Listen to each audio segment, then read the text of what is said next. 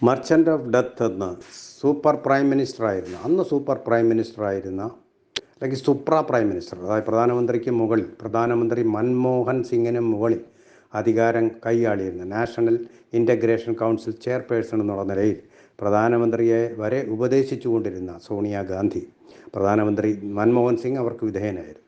ആ കാലത്ത് പറഞ്ഞൊരു വാക്കാണ് മോദിയെ വിശേഷിപ്പിച്ചുകൊണ്ട് മെർച്ചൻ്റ് ഓഫ് ഡെത്ത്, മരണത്തിൻ്റെ വ്യാപാരി. അദ്ദേഹം കേരളത്തിൻ്റെ, അതുപോലെ തന്നെ അവരെ വോട്ട് ബാങ്കായി വെച്ചിരിക്കുന്ന ആൾക്കാരുടെ അനാസ്ഥയും അഹങ്കാരവും മൂലം മരിച്ചു വീണ വയനാട്ടിലെ ജനങ്ങളെ ചേർത്ത് പിടിച്ചുകൊണ്ട് ആ മർച്ചൻ്റ് ഓഫ് ഡെത്ത് സോണിയാഗാന്ധിയുടെ അവിടെ വന്ന് അവിടുത്തെ കണ്ണീരണിയിക്കുന്ന ദൃശ്യങ്ങൾ കണ്ട് തൻ്റെ പ്രോട്ടോക്കോളും എല്ലാം മറന്ന്, സുരക്ഷിതത്വവും മറന്ന്, ആശുപത്രിയിലും ഒരു മാസ്ക് പോലും ധരിക്കാതെ, സുരക്ഷാ പിന്തുണയുമില്ലാതെ, സുരക്ഷാ അകമ്പടിയില്ലാതെ ദിവസം മുഴുവൻ പട്ടിണിയായിരുന്നു. കേവലം ഒരു ചായ മാത്രം കുടിച്ച്, ഒന്നും കഴിക്കാതെ ഉപവാസവും അനുഷ്ഠിച്ച് അവരെ എല്ലാം ചേർത്ത് പിടിച്ച് അവർക്കെല്ലാം ഉള്ളിലൊരു തണുപ്പ് അനുഭവപ്പെട്ടു. അങ്ങനെ ഒരു തണുപ്പ് കൊടുത്തുകൊണ്ട് ഇനി എന്ത് ചെയ്യാൻ പറ്റും എന്നുള്ള കാര്യങ്ങൾ, അവർക്ക് വേണ്ടുന്നുള്ള ഭാവിയിൽ ഇതുപോലെ സംഭവിക്കാതിരിക്കാനുള്ള ദുരിത നിവാരണ, ദുരിതാശ്വാസ നടപടികളിലേക്ക് കടക്കുകയാണ്. അതിൻ്റെ ഫലങ്ങൾ നമുക്ക് 2-3 ദിവസത്തിനകം അനുഭവപ്പെടും, കേരളത്തിന് അനുഭവപ്പെടും. കാരണം മറ്റൊരു രാഹുൽ ഗാന്ധിയും പ്രിയങ്ക ഗാന്ധിയും ഒക്കെ നാടകം പോലെ അവിടെ പോയിരുന്നു, നാടകാഭിനയം പോലെ അവരുടെ അഭിനയം ഒക്കെ കണ്ടു. ഒരാശ്വാസവും ഉണ്ടായില്ല.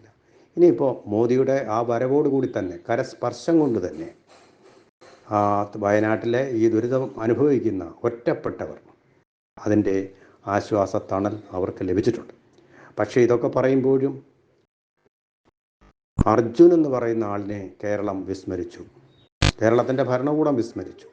അവരിടയ്ക്കിടയ്ക്ക് പറയുന്നുണ്ട് അന്വേഷണം പുനരാരംഭിക്കണം, വഴിപാട് പോലെ എന്തൊക്കെയോ ചടങ്ങുകൾ സിദ്ധാരാമയ്യ നടത്തുന്നുമുണ്ട്, വയനാട്ടിലെ ദുരന്തഭൂമിയിൽ 100 വീടുകൾ വെച്ചു കൊടുക്കാമെന്നൊക്കെ അദ്ദേഹം പറഞ്ഞിട്ടുണ്ട്. പക്ഷേ അർജുനന് എന്ത് നഷ്ടപരിഹാരമാണ് നൽകുന്നത്? നിങ്ങളുടെ നാട്ടിലെ റോഡിൽ വെച്ചാണല്ലോ അർജുനന് ദുരന്തം സംഭവിച്ചത്. അതുവഴി വരുമ്പോഴാണല്ലോ അതിൻ്റെ ടോളുകളൊക്കെ കൊടുത്തുകൊണ്ടും, അതുപോലെ തന്നെ അതിൻ്റെ അതിർത്തി ചെക്ക് പോസ്റ്റിലുള്ള പണം അടച്ചുകൊണ്ടുമൊക്കെ ആണല്ലോ അദ്ദേഹം പോയിരിക്കുക. അപ്പോൾ തീർച്ചയായിട്ടും നിങ്ങളുടെ നാട്ടിൽ നടന്ന ഒരു മരണത്തിന് നിങ്ങൾക്ക് ഉത്തരവാദിത്വമുണ്ട്. നിങ്ങളെന്ത് ചെയ്തു? കേരളം പറഞ്ഞാലും ഇല്ലെങ്കിലും ചെയ്യാനുള്ള ഉത്തരവാദിത്വം നിങ്ങൾക്കുണ്ട്. ഇവിടുത്തെ ഒരു അതിഥി തൊഴിലാളിക്ക് എന്തെങ്കിലും സംഭവിച്ചാൽ നഷ്ടപരിഹാരം കൊടുക്കാനുള്ള സംവിധാനങ്ങൾ ഇവിടെ ഉണ്ട്.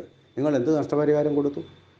നിങ്ങളെ ഒരു അനങ്ങാപ്പാറ നയം ആദ്യം സ്വീകരിച്ചു, അത് തന്നെ ഇപ്പോഴും തുടരുകയാണ്. കുറച്ച് നാളത്തെ അന്വേഷണത്തിന് ശേഷം ഇവിടെ വന്ന പട്ടാള മേധാവി തന്നെയാണ് അവിടെയും വന്നത്. അദ്ദേഹത്തിനെ കളിയാക്കി വിട്ടു, അദ്ദേഹം ഒന്നും അറിയില്ല എന്ന് പറഞ്ഞ് ആരോ സമൂഹ വിരുദ്ധന്മാരവിടെ നിന്ന് പറഞ്ഞ് അതിൻ്റെ പുറകെ മാധ്യമങ്ങൾ പോയി, ആളുകളെല്ലാം തെറ്റിദ്ധരിച്ചു. അവിടെ അന്വേഷണം കൃത്യമായിട്ട് അദ്ദേഹം നടത്തിയിരുന്നു. പക്ഷേ ആ നദിക്കരയിൽ മാത്രമല്ല അന്വേഷണം പിന്നെ പോകേണ്ടത് കടൽ തീരത്താണ്. ഗോകർണം കടൽ തീരം കോസ്റ്റ് ഗാർഡിൻ്റെ അതുപോലെ മത്സ്യത്തൊഴിലാളികളുടെയൊക്കെ സഹായത്തോടു കൂടി തന്നെ അവിടെ അന്വേഷണം നടത്താമായിരുന്നു. എന്ന് കടൽ മുഴുവൻ നമുക്ക് ഈ അരിച്ചു പെറുക്കിയെടുക്കാനൊന്നും പറ്റുകയില്ല. പക്ഷേ അടിയുന്ന ശരീരങ്ങൾ, അവശിഷ്ടങ്ങൾ ഇതൊക്കെ പരിശോധിക്കാവുന്നതാണ്. അതിനുള്ള സംവിധാനങ്ങൾ ഉണ്ടായിട്ടില്ല. ഒരു വയനാട്ടിൽ കിട്ടിയതുപോലെ ഒരു ശരീരഭാഗമെങ്കിലും അർജുനൻ്റേത് കിട്ടിയിരുന്നെങ്കിൽ അത് ചിതാഭസ്മമാക്കിക്കൊണ്ട് അദ്ദേഹത്തിൻ്റെ ആത്മാവിന് ശാന്തിക്ക് വേണ്ടി അവർക്ക് അഭ്യർത്ഥിക്കാമായിരുന്നു. കടുത്ത അനാസ്ഥയാണ് സിദ്ധാരാമയ്യ നിങ്ങൾ കാട്ടിയത്. ഒരു സംശയവുമില്ലാത്ത കാര്യം. ഹിജാബിനും അങ്ങനെയുള്ള കാര്യങ്ങൾക്കും വേണ്ടി നിങ്ങൾ കാണിക്കുന്ന ഈ ഊർജമുണ്ടല്ലോ, അതുപോലെ മത അടിസ്ഥാനത്തിലുള്ള സംവരണം, അത് വോട്ട് ബാങ്കിന് വേണ്ടിയുള്ളതാണ്, മനുഷ്യത്വത്തിന് വേണ്ടി ഉള്ളതല്ല എന്നുള്ളതാണ് കാണിക്കുന്നത്. മനുഷ്യത്വം എന്ന് പറയുമ്പോൾ ഒരു മനുഷ്യനാണ് ദുരന്തത്തിനിരയായതെങ്കിലും അവിടെ ശ്രദ്ധ പതിയേണ്ടതാണ്. വൻതോതിൽ ആളുകളൊക്കെ മരിക്കുമ്പോൾ അവിടെ പോയി കാണിക്കുന്നതൊക്കെ ശരിക്ക് പറഞ്ഞു കഴിഞ്ഞാൽ അതൊരു തരം വോട്ട് ബാങ്ക് സൃഷ്ടിക്കൽ നടപടിയാണ്. അവരെല്ലാം നമ്മുടെ വോട്ടർമാരാണ്. അപ്പോൾ ഒരു ആൾക്കെങ്കിലും ദുരന്തം സംഭവിച്ചാൽ അതിലേക്ക് ശ്രദ്ധ ചെയ്യുന്ന ആളാണ് യഥാർത്ഥ രാജധർമ്മം നിർവഹിക്കുന്നത്. നിങ്ങൾ അതിൽ അമ്പെ പരാജയപ്പെട്ടു. നിസ്സംഗ മനോഭാവത്തോടു കൂടി ഇതൊന്നുമല്ല എന്നുള്ള മട്ടിൽ, നിങ്ങൾ അധികാരമാണ് പ്രധാനം എന്നുള്ള മട്ടിലുള്ള ഒരു മനോഭാവവും അതുപോലെയുള്ള ഒരു അന്തരീക്ഷവുമാണ് സൃഷ്ടിച്ചിരിക്കുന്നത്. കേരളവും അതിലെ മാധ്യമങ്ങളും ആദ്യമൊക്കെ അർജുൻ്റെ കാര്യത്തിൽ കാര്യമായിട്ട് ഇടപെട്ടെങ്കിലും അതൊക്കെ കുഴിച്ചു മൂടപ്പെട്ട ഒരു സ്ഥിതിയിലാണ് ഇപ്പോൾ പോകുന്നത്.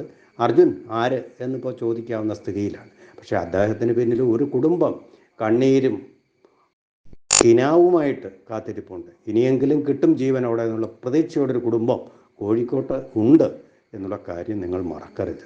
സിദ്ധരാമയ്യയാണ്, കേരളമല്ല. കേരളത്തിലുണ്ടായിരുന്നെങ്കിൽ എങ്ങനെയെങ്കിലും കേരളം കണ്ടുപിടിക്കുമായിരുന്നു. 2018 പ്രളയകാലത്ത് കാണിച്ച ഐക്യദാർഢ്യത്തോടെ എവിടെങ്കിലും ആരെങ്കിലും കണ്ടുപിടിക്കുമായിരുന്നു. കർണാടക എന്ന് പറയുന്നത് മറ്റൊരു സംസ്ഥാനമാണ്. അവിടുത്തെ രീതികൾ മറ്റൊന്നാണ്.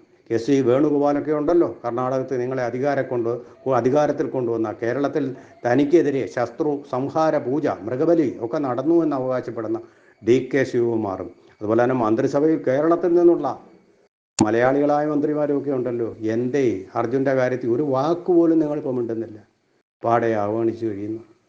ഇതൊക്കെ വിരൽ ചൂണ്ടുന്നത് നിങ്ങളുടെ വോട്ട് ബാങ്ക് രാഷ്ട്രീയത്തിലേക്കാണ്, മനുഷ്യത്വമില്ലായ്മയിലേക്കാണ്.